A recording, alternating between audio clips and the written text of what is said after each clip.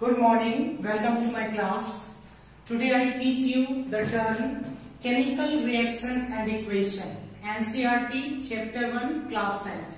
हम जो पॉइंट आज डिस्कस करेंगे क्लास 10th का कौन सा चैप्टर है? Chemical reaction and equation. Chemical reaction और इक्वेशन पढ़ने से पहले हमको एक टर्म डिस्कस करना है, चेंज। आप बोलेंगे ये टर्म क्यों डिस्कस करना चाहते हैं? इस टर्म को हम इसलिए डिस्कस करना चाहते हैं क्योंकि केमिकल रिएक्शन में क्या होता है, बेसिकली दो एलिमेंट कंबाइन करता है, दो एलिमेंट कंबाइन करेगा और प्रोड्यूस करेगा न्यू एलिमेंट, और न्यू एलिमेंट का जो प्रॉपर्टीज होता है वो प्रीवियस एलिमेंट के प्रॉपर्टीज से चेंज होता है। ये सपोज हम सिंपल सा एग्जांपल क्या बताएं कि दो एलिमेंट क्या करेगा, कंबाइन करेगा, कंबाइन करने के बाद कोई न्यू एलिमेंट देगा प्रोडक्ट के रूप में, तो न्यू एलिमेंट जो प्रोडक्ट देगा उसमें कुछ ना कुछ चेंज होता है, यानी रिएक्शन के बाद चेंज हो रहा है। आइदर क्या हो जाएगा, उसका कलर चेंज हो जाएगा, स्टेट चेंज हो जाएगा। तो ये सिंपल कॉन्सेप्ट है कि रिएक्शन पढ़ने से पहले आपको कौन सा पॉइंट हम पढ़ाए, तो रिएक्शन करने से पहले आपको हम लोग जो पॉइंट पढ़ाएंगे वो पॉइंट है आपका चेंज। और हम चेंज एग्जैक्टली चेंज क्यों डिस्कस करने वाले थे वो भी टर्म हम डिस्कस कर रहे हैं, क्योंकि केमिकल रिएक्शन में होता क्या है, जब दो एलिमेंट को आप क्या करवाते हो, जब दो एलिमेंट को आप हीट कीजिए, बर्न कीजिए या कंबाइन कीजिए तो एक न्यू एलिमेंट फॉर्म करता है। इसका मतलब वहां पे चेंजिंग आ रहा है। और कभी कभी तो ये देखने को मिलता है, कभी कभी नहीं, अक्सर ये देखने को मिलता है कि न्यू ऑब्जेक्ट फॉर्म करता है जिसका स्टेट भी चेंज होता है, प्रॉपर्टीज भी चेंज होता है, कलर में भी चेंज होता है, यानी रिएक्शन के दौरान ये एक प्रोसेस आता है जिसमें चेंज होता है। तो हम चेंज की बात पहले कर लें।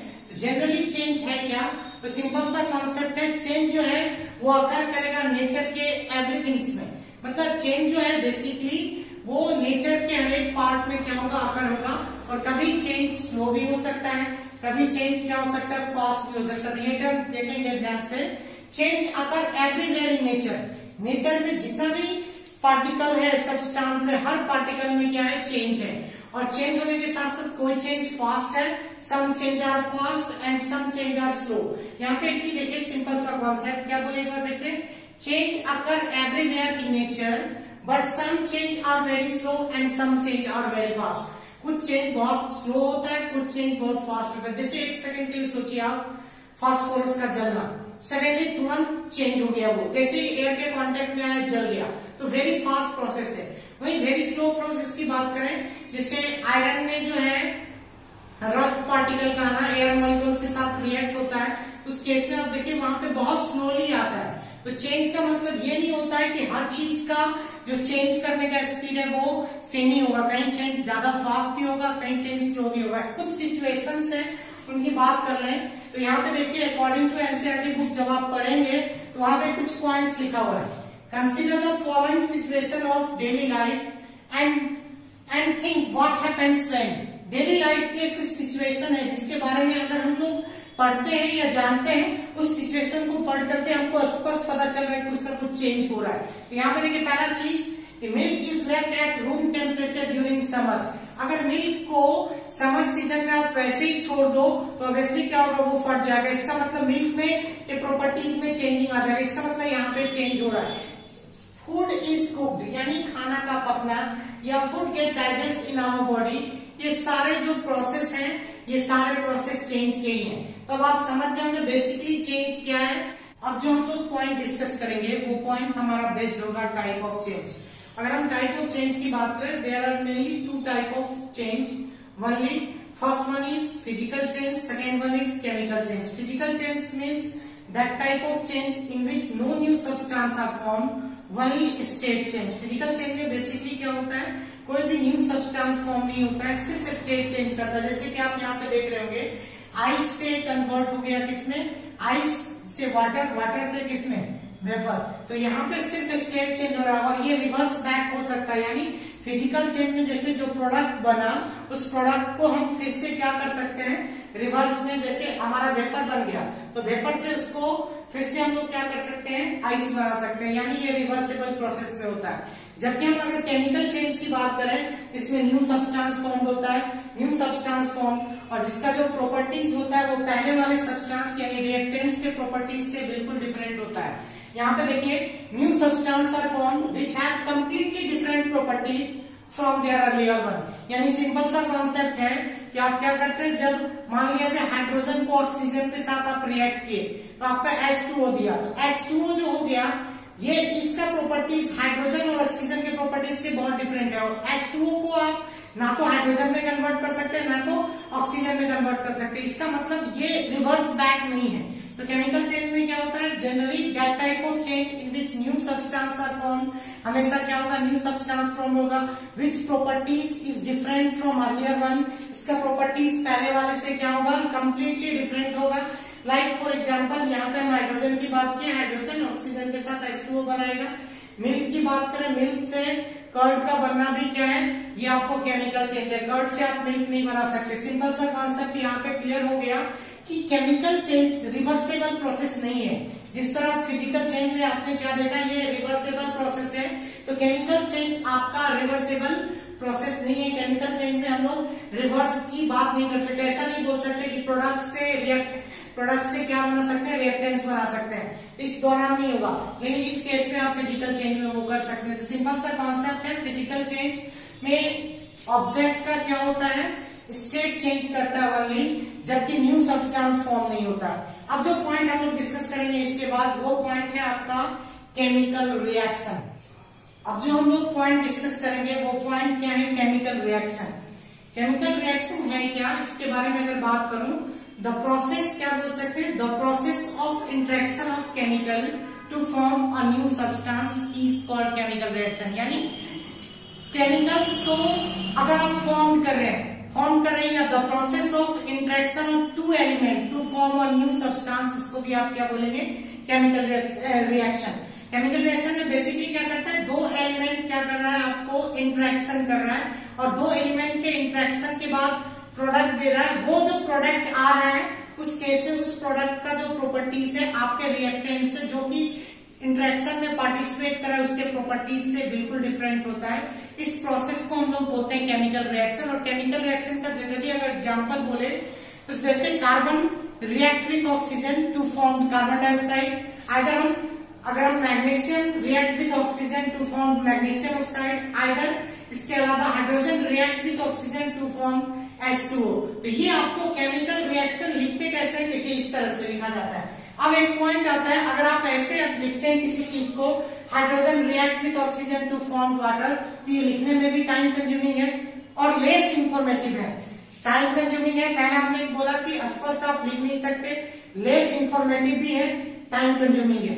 तो इस टाइम कंज्यूमिंग को और लेस इंफॉर्मेटिव चीज को बचाने के लिए साइंटिस्ट क्या किए, इसको सिंबॉलिक रिप्रेजेंटेशन किए या मैथमेटिकल रिप्रेजेंटेशन किया गया किसका, एलिमेंट का। तो ये जो एलिमेंट जो कि पार्टिसिपेट कर रहा है रिएक्शन में, उसका मैथमेटिकल रिप्रेजेंटेशन ही आपको क्या कहलाता है, केमिकल इक्वेशन। ये जो पॉइंट आप देखते हैं केमिकल इक्वेशन, ये केमिकल इक्वेशन जनरली क्या है, mathematical representation of chemical reaction. इसको हम लोग क्या बोल सकते हैं, केमिकल इक्वेशन। और केमिकल रिएक्शन में जनरली क्या होता है, यहाँ पे एक चीज देखिए क्या अंतर है दोनों में। अगर हम यहाँ पे इसको केमिकल इक्वेशन के फॉर्म में लिखे, इस केमिकल रिएक्शन को, hydrogen react with oxygen to form H2O हमने लिखा, तो ध्यान से देखिए सबसे पहले यहाँ क्या क्या चीज पता चलता है। क्यों, केमिकल रिएक्शन जो है, केमिकल रिएक्शन से केमिकल इक्वेशन मोस्ट इंफॉर्मेटिव है। मोर इंफॉर्मेटिव के साथ साथ इंफॉर्मेटिव तो है, इसके बाद प्रॉपर एग्जैक्ट डाटा भी देता है। कैसे हम ये चीज बोलते हैं, इस चीज को यहाँ से समझिए।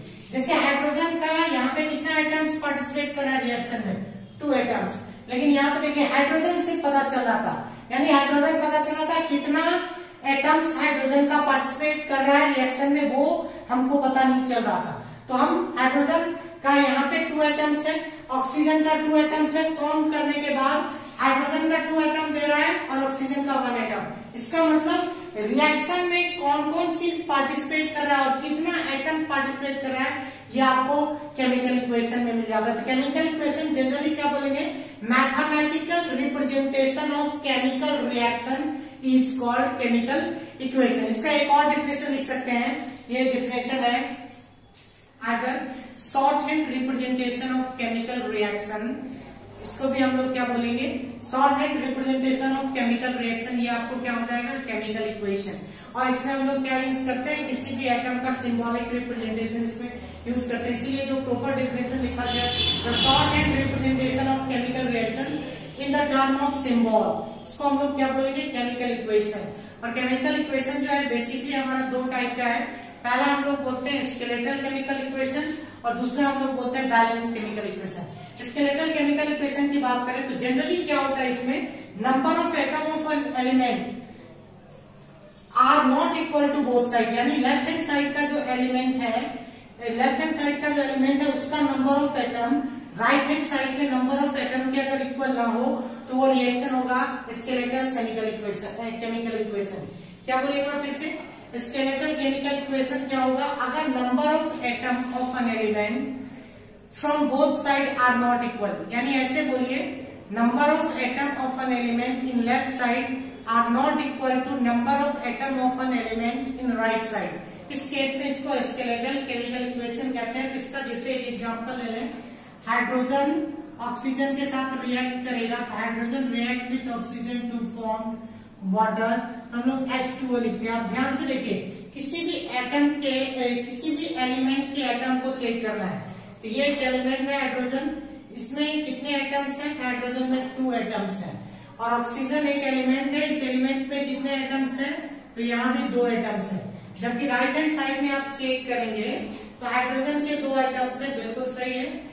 जबकि आपके ऑक्सीजन के कितने एटम्स है, ओनली 1 एटम्स है। जिसका मतलब क्या हो गया, number of atoms present in an element in left hand side is not equal to number of atom present in an element in right side। इस केस में ये जो इक्वेशन होगा स्केलेटल केमिकल इक्वेशन होगा। अगर हम बैलेंस केमिकल इक्वेशन की बात करें तो बैलेंस केमिकल इक्वेशन इसी रिएक्शन के लिए हम देखेंगे H2 plus O2। अगर हम इसको H2O लिखते हैं, इसको हमको बैलेंस करना है। तो बैलेंस करने के लिए यहाँ पे ध्यान से देखिए, ऑक्सीजन का कितना एटम्स है, 2 एटम्स है। इस साइड में ऑक्सीजन का आपको एक ही एटम है। ऑक्सीजन को बैलेंस करने के लिए आपको यहाँ पे 2 लिखना पड़ेगा। जैसे ही ऑक्सीजन का 2 एटम्स आ गया तो आप यहाँ पे चेक करेंगे, हाइड्रोजन 2 पहले से था और 2 मल्टीपल के फॉर्म में आ गया, तो हाइड्रोजन के कितने एटम्स हो गए, 4। तो इसको बैलेंस करने के लिए यहाँ पे आपको क्या लिखना पड़ेगा, 2। अब देखिए लेफ्ट हैंड साइड में भी हाइड्रोजन के कितने एटम्स है, 4 और ऑक्सीजन के कितने एटम्स है, 2। जबकि राइट हैंड साइड में चेक करेंगे तो हाइड्रोजन के 4 एटम्स हैं और ऑक्सीजन के 2। तो ये जो आपको रिएक्शन है, ये रिएक्शन आपको बैलेंस केमिकल रिएक्शन है। रिएक्टेंस क्या है, रिएक्टेंस की बात करें तो the substance which participate in chemical reaction, ऐसा सब्सटेंस जो केमिकल रिएक्शन में पार्टिसिपेट करता है, उस सब्सटेंस को हम लोग रिएक्टेंस बोलते हैं। During chemical reaction the amount of reactance decreases, यानी केमिकल रिएक्शन के प्रोसेस में अमाउंट ऑफ रिएक्टेंस क्या होता है, डिक्रीज करता है। अगर हम इस पॉइंट पर डिस्कस करें, जैसे यहाँ पे आप एक रिएक्शन देख रहे हैं, कार्बन रिएक्ट कर रहा है किसके साथ, ऑक्सीजन के साथ, क्या दे रहा है, या कार्बन कंबाइन हो रहा है ऑक्सीजन के साथ, फॉर्म कर रहा है कार्बन डाइऑक्साइड। तो कार्बन और ऑक्सीजन ये दोनों आपका रिएक्टेंस होगा, क्योंकि ये दोनों पार्टिसिपेट कर रहा है ये रिएक्शन में, तो ये आपका क्या है, रिएक्टेंस। अब जो हम लोग पॉइंट की बात करेंगे, ये जो आपको पॉइंट आ रहा है यहाँ पे देखिए, कार्बन डाइऑक्साइड, ये जो कार्बन डाइऑक्साइड है वो टर्म आपका हम लोग क्या लिखेंगे, इसको क्या बोलेंगे, प्रोडक्ट। अब हम लोग प्रोडक्ट को हम लोग डिफाइन कैसे करें, तो उसके बारे में नॉर्मली हम लोग प्रोडक्ट का डेफिनेशन कैसे लिखेंगे वो पॉइंट आ जाते हैं।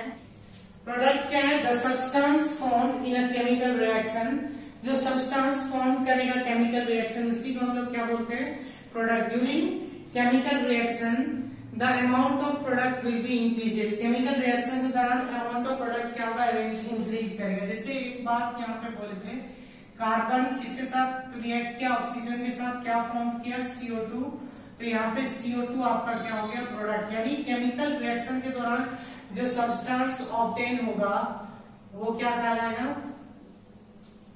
प्रोडक्ट। और ये जो पार्टिसिपेट कर रहा है ये क्या कहलाता है, रिएक्टेंस।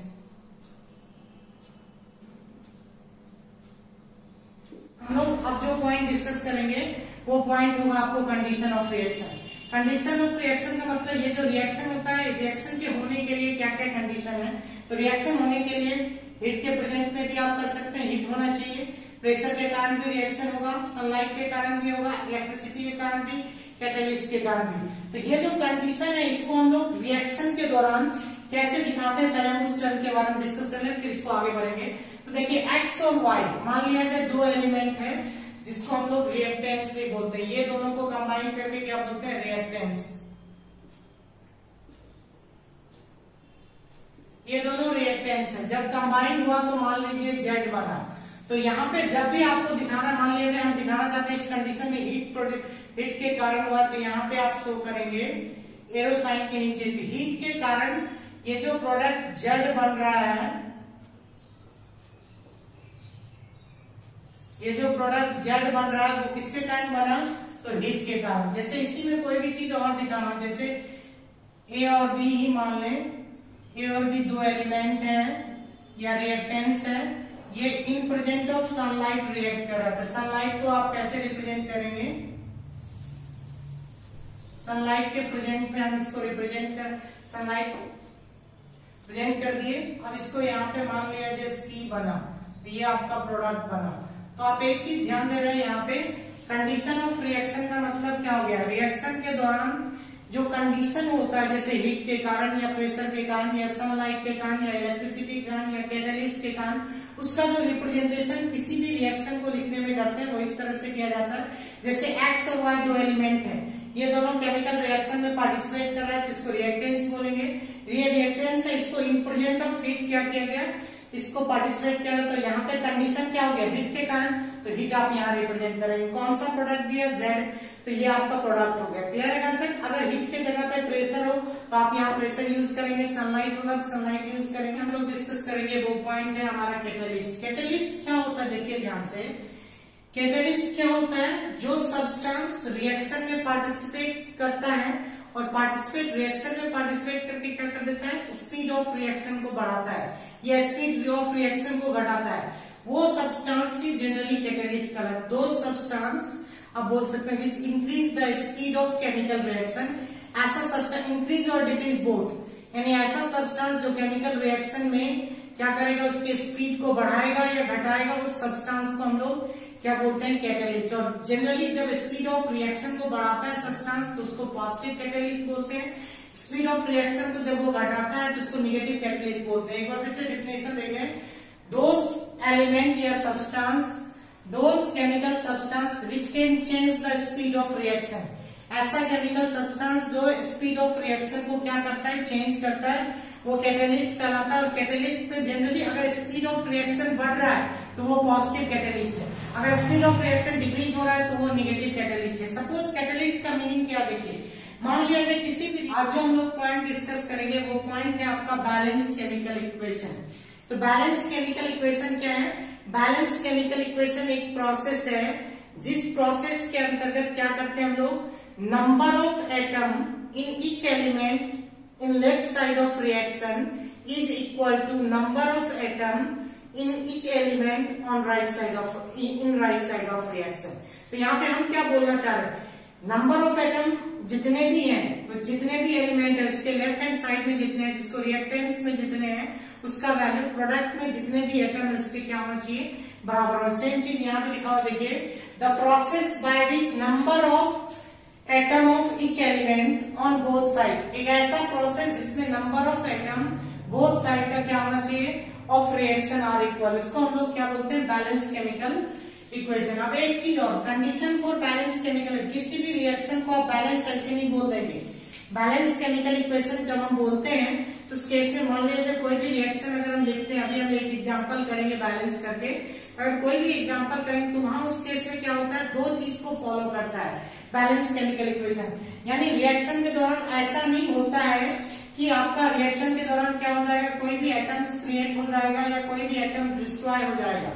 तो यानी जितने एटम्स प्रेजेंट हैं रिएक्शन के दौरान उतने ही एटम प्रेजेंट रहते हैं जब वो प्रोडक्ट बन जाता है। उस केस में हम क्या बोलना चाह रहे हैं, फिर से बोलते हैं कि condition for balancing chemical equation क्या होगा, इट शोज दैट, ये क्या शो करता है बैलेंसिंग केमिकल इक्वेशन, देखिए it shows that atom are neither created और नॉर बी डिस्ट्रॉयड, यानी किसी भी केमिकल रिएक्शन के में जो है एटम्स को ना तो क्रिएट करते हैं ना ही डिस्ट्रॉय करते हैं। यानी इसका मतलब ऑब्वियसली यहाँ से समझ में आया, जितना एलिमेंट लेफ्ट हैंड साइड में उतना ही एलिमेंट राइट हैंड साइड में। जब हम बैलेंस करेंगे तो इसका मतलब सेम रहेगा, जितना एलिमेंट लेफ्ट हैंड साइड, इसका मतलब ना तो क्रिएट के ना ही डिस्ट्रॉय। दूसरा, मास ऑफ एलिमेंट की बात करें मतलब इन लेफ्ट साइड, या ऐसे बोलिए it fulfil the conservation of mass, यानी लेफ्ट साइड में जितना मास होगा किसी भी एलिमेंट के एटम का उतना ही मास राइट हैंड साइड में होगा।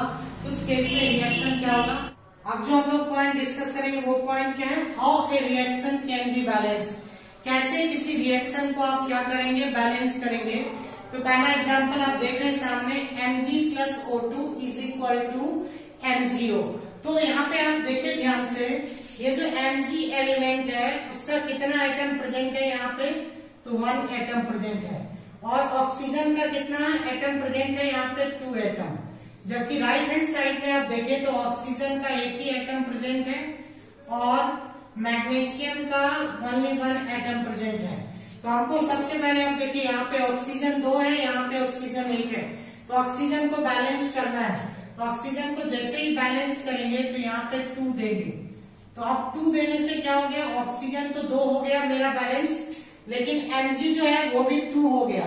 अब Mg का भी 2 एटम्स है, ऑक्सीजन का भी 2 एटम्स है, इस साइड में क्या है Mg का एक ही एटम है, तो Mg का एक एटम को भी अब 2 एटम बनाना होगा, तो Mg यहाँ पे 2 कर देंगे, तो यहाँ पे 2 Mg, तो Mg का 2 एटम हो गया और ऑक्सीजन का ऑलरेडी यहाँ पे 2 एटम है। आप चेक कीजिए, आप Mg का 2 एटम्स, यहाँ भी ऑक्सीजन का 2 एटम्स, और यहाँ पे इस साइड भी Mg का 2 एटम्स और ऑक्सीजन का 2 एटम्स, ये बैलेंस हो गया। अब देखिए इसको चेक कीजिए, सबसे पहले किसी भी एलिमेंट के एटम्स को चेक करते हैं। लेफ्ट हैंड साइड का एटम अगर राइट हैंड साइड के एटम्स के बराबर है तो रिएक्शन हमारा बैलेंस है।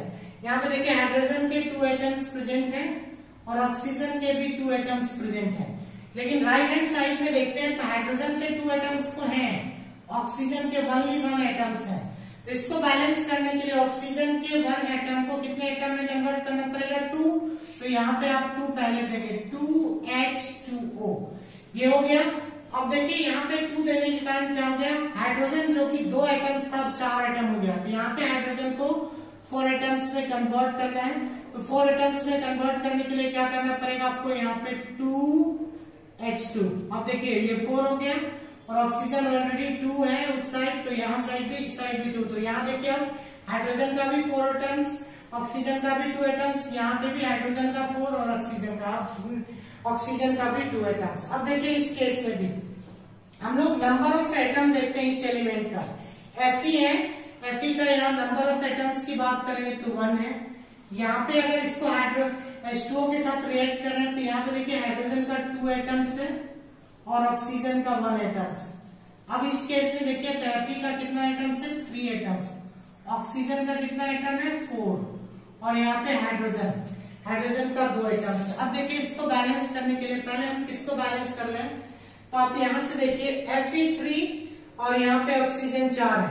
हम सबसे पहले ऑक्सीजन को बैलेंस कर लेते हैं, आप किसी भी टर्म को बैलेंस कर सकते हैं, लेकिन आपको बाद में चेक करना होगा कि कौन नंबर ऑफ एटम बराबर है या नहीं। अगर हम ऑक्सीजन को बैलेंस करते हैं, सबसे पहले इस एलिमेंट को चेक करें तो ऑक्सीजन को बैलेंस करेंगे, यहाँ पे ऑक्सीजन 4 है, यहाँ पे ऑक्सीजन कितना है, 2। अगर हम ऑक्सीजन को बैलेंस करते तो ये कितना हो जाएगा, Fe, ये रहेगा ही, यहाँ पे आपको कितना करना पड़ेगा, 4H2O, और ये कितना बनेगा, Fe3O4 प्लस H2। अब ध्यान से देखिए चेक करेंगे, अब ऑक्सीजन का कितना था, 4 एटम था यहाँ भी, अब कितना हो गया, 4 एटम। अब आ जाएंगे हम किसके पास, Fe3 के पास। यहाँ पे Fe का 3 एटम है, यहाँ पे 1 एटम है, तो यहाँ पे 3 कर दीजिए, Fe भी हमारा 3 हो गया, ये 3 और ये 3, ऑक्सीजन और Fe बैलेंस। अब हाइड्रोजन के पास जाएंगे तो 4H2O और यहाँ पे कितना है, H2, तो हाइड्रोजन यहाँ 8 है, यहाँ पे कितना है, 2 है, तो यहाँ पे आपको क्या दे देना है, 4 कर देंगे, तो हमारा रिएक्शन बैलेंस हो जाएगा।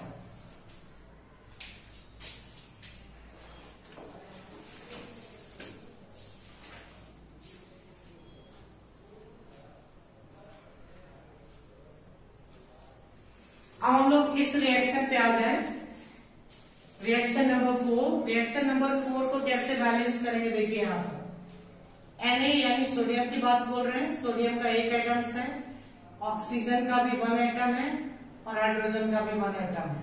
यहाँ पे हाइड्रोजन का 2 एटम्स है, यानी 3 एटम हो गया हाइड्रोजन। सल्फर का 1 एटम और ऑक्सीजन का फिर से 4 एटम। तो फिर से देखिए हम ऑक्सीजन का कितना एटम है, यहाँ पे 2, ये 4 और इधर 1, 5 एटम है ऑक्सीजन का। ऑक्सीजन का 5 एटम है। इसके अलावा ऑक्सीजन का 5 एटम हो गया, सल्फर का 1 एटम है, हाइड्रोजन का 2 + 1 3 एटम है। अब यहाँ पे देखिए ऑक्सीजन को अगर हम बैलेंस करते, सबसे पहले N को बैलेंस कीजिए, Na2, तो Na2 है, वहां पे Na है। तो इसको बैलेंस करने के लिए आप क्या करेंगे, यहाँ पे अब इस चीज को यहाँ पे देखिए कैसे लिखते हैं। और हम इसको बैलेंस करते हैं तो यहाँ पे 2 देंगे,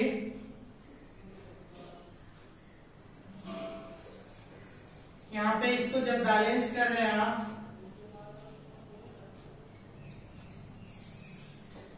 अब देखिए इसको हटा दें हम, प्लस कितना H2SO4। अब देखिए एक बार फिर से हम इस रिएक्शन को देखने से पहले नंबर ऑफ एटम चेक करेंगे। Na का यहाँ पे 1 एटम है, यहाँ पे 2 एटम है, तो बैलेंस करने के लिए यहाँ पे आप 2 दे दीजिए। अब Na हमारा बैलेंस हो गया, Na2, यहाँ पे Na2। अब आ जाएंगे ऑक्सीजन 2 हो गया यहाँ पे और यहाँ 4 है, 6 हो गया टोटल। तो यहाँ पे ऑक्सीजन कितना है, 4 है, और यहाँ पे देखिए ऑक्सीजन 1 है। तो ऑक्सीजन को बैलेंस करने के लिए यहाँ पे 2 देंगे। ऑक्सीजन को जैसे ही बैलेंस करते हैं तो 2 आएगा, तो यहाँ पे कितना हो गया, ऑक्सीजन हमारा 2 + 4, ऑक्सीजन 6 है। यहाँ पे देखिए ऑक्सीजन 4 + 2 6, ऑक्सीजन बैलेंस हो गया। अब हाइड्रोजन की बात करेंगे, यहाँ पे 2, यहाँ पे 2 4 और यहाँ पे भी 4, यानी हमारा रिएक्शन अब बैलेंस हो गया। देखिए ध्यान से Na2 है तो यहाँ पे 2 Na, यहाँ पे O ऑक्सीजन 2 है तो ऑक्सीजन 2 प्लस यहाँ 4 6, तो टोटल 6 है। नंबर ऑफ एटम यहाँ भी ऑक्सीजन के 4 + 2 6। आज इतना ही, अगले वीडियो में हम लोग इसके आगे पढ़ेंगे।